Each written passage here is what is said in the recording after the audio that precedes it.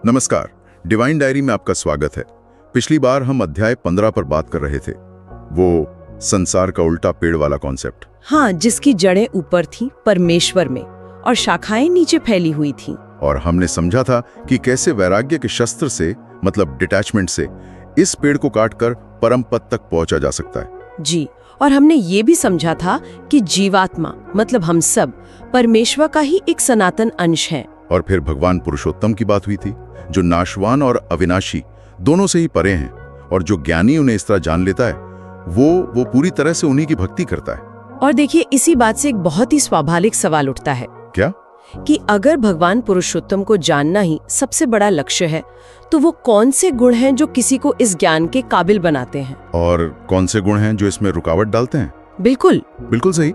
और यही सवाल हमें आज की हमारी चर्चा पर लाता है अध्याय 16। आज हम अध्याय 16 के बारे में बात करेंगे, जो देवी और आसुरी, मतलब डिवाइन और डिमोनिक, इन दो तरह की मानवीय प्रवृत्तियों को बहुत डिटेल में बताता है। हाँ, तो चलिए इसे खोलकर देखते हैं। तो भगवान यहाँ बताते हैं कि पिछले अध्यायों में देवी और आसुरी प्रकृति का जिक्र तो हुआ था, पर उनके लक्षणों के बारे में नहीं बताया गया था। बस एक इशारा था। हाँ, बस एक इशारा।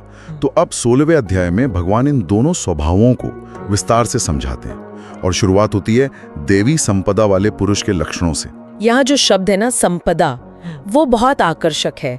इसे दैवी धन या एक दिव्य खजाना कहा गया है। अच्छा। ये सिर्फ आप कह सकते हैं अच्छी नैतिक आदतें नहीं है, ये वो साधन है, वो कैपिटल है जो इंसान को मुक्ति के रास्ते पर ले जाता है। वाह, तो ये एक तरह की आध्यात्मिक दौलत है।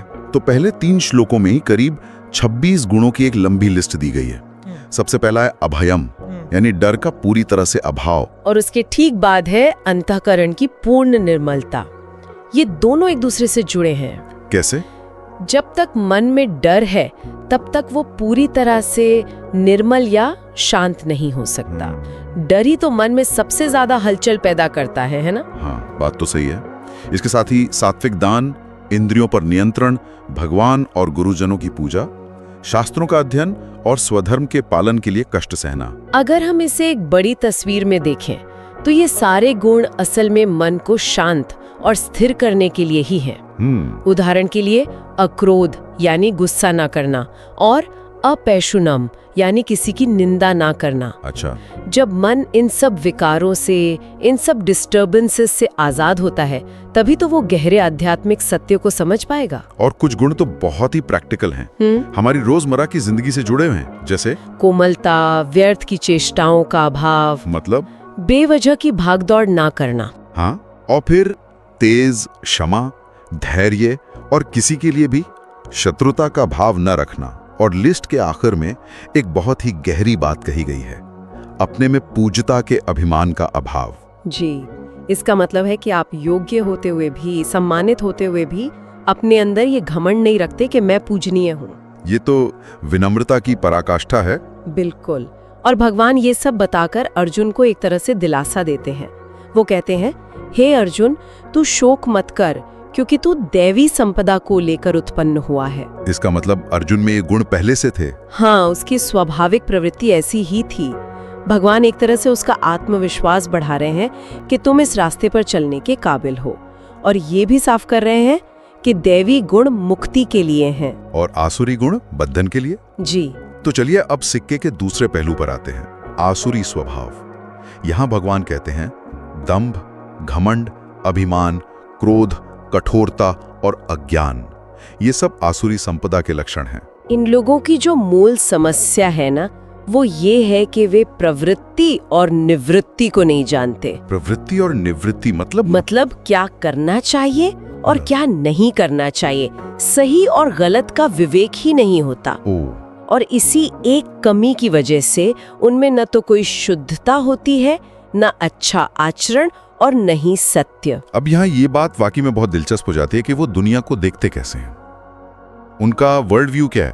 वो कहते हैं कि ये जगत आश्रय रहित है, पूरी तरह से झूठ है और बिना ईश्वर के है। सोचिए, उनका मानना है कि ये दुनिया अपने आप बस स्त्री पुरुष के संयोग से पैदा हुई है, इसका कारण सिर्फ काम है और कुछ नहीं। ये कितना मॉडर्न साउंड करता है ना, एक पूरी तरह से मटीरियलिस्टिक और नास्तिक नजरिया, बिल्कुल, कि इस यूनिवर्स के पीछे कोई हायर इंटेलिजेंस या पर्पस है ही नहीं। बिल्कुल। और इस झूठे ज्ञान को पकड़कर उनका होता क्या है? उनकी बुद्धि मंद हो जाती है, उनका स्वभाव नष्ट हो जाता है और वो ऐसे क्रूर कर्म करने वाले बन जाते हैं जो सिर्फ जगत के नाश के लिए ही पैदा होते हैं। और वो ऐसी इच्छाओं का सहारा लेते हैं जो कभी पूरी नहीं हो सकती। दंभ, मान और मद से भरे रहते हैं जी। उनकी पूरी जिंदगी का एक बहुत ही सजीव चित्रण किया गया है। वे मृत्यु तक रहने वाली अनगिनत चिंताओं में डूबे रहते हैं और विषय भोगों को भोगना ही उनका परम लक्ष्य होता है। इससे ऊपर वो कुछ सोच ही नहीं पाते। वो आशा की, मतलब उम्मीदों की सैकड़ों फांसियों से बंधे होते हैं। काम क्रोध के वश में होकर अन्याय से धन इकट्ठा करने में लगे रहते हैं। और उनका जो अंदरूनी मोनोलॉग है, जो वो खुद से कहते हैं, वो तो अहंकार की परिभाषा है। हाँ, वो कुछ इस तरह सोचते हैं, आज मैंने ये पा लिया है, अब उस इच्छा को भी पूरा कर लूंगा। मेरे पास इतना धन है और भी हो जाएगा। कंट्रोल की भावना। हाँ, उस शत्रु को मैंने मार दिया, दूसरों को भी मार डालूंगा। मैं ही ईश्वर हूँ, मैं बलवान और सुखी हूँ, मेरे समान दूसरा कौन है? ये अहंकार की पराकाष्ठा है। वो खुद को ही सबसे श्रेष्ठ मानते हैं और धन और मान के नशे में केवल नाम के लिए पाखंड से यज्ञ करते हैं। पाखंड से? हाँ, दिखाने के लिए।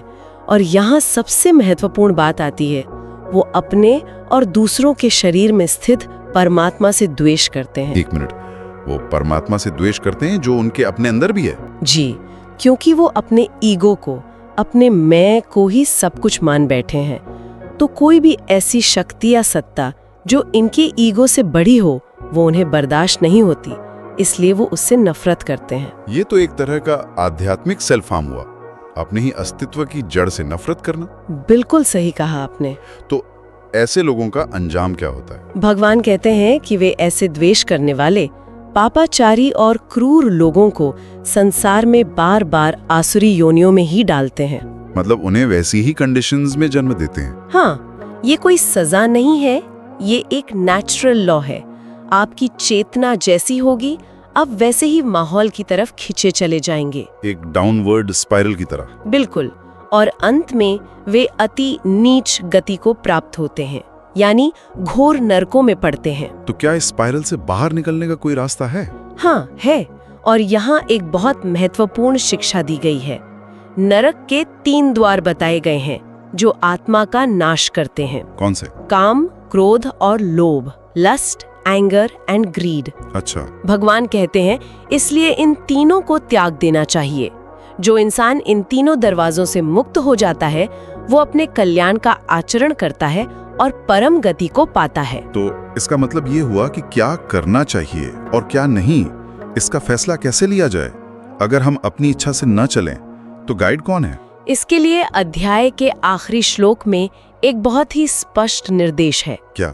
इस कर्तव्य और अकर्तव्य की व्यवस्था में शास्त्र ही प्रमाण है। शास्त्र? ऐसा जानकर शास्त्र विधि से तय किए गए कर्म ही करने योग्य हैं, अपनी इच्छा से मनमाना आचरण नहीं। तो कुल मिलाकर इस अध्याय में 2 बिल्कुल साफ रास्ते दिखाए गए हैं। जी। एक दैवी गुणों का रास्ता जो हमें मुक्ति की ओर ले जाता है। जी। और दूसरा आसुरी गुणों का। जी। जो बार बार जन्म मृत्यु के बंधन और दुख की ओर ले जाता है। और ये अध्याय अंत में एक बहुत विचारणीय प्रश्न छोड़ जाता है। यह पूछने के बजाय कि दूसरे लोग किस रास्ते पर है या दुनिया में कौन आसुरी है, शायद ज्यादा जरूरी सवाल ये है कि हम अपने भीतर हर दिन इनमें से किन गुणों को पाते हैं और किन्हें पोषित करते हैं, हम किसे पानी दे रहे हैं। वाह। क्योंकि बंधन और मुक्ति के बीच का जो चुनाव है, वो इसी आंतरिक आत्म जागरूकता से शुरू होता है, हर पल। मिलते हैं अगले अध्याय में। धन्यवाद।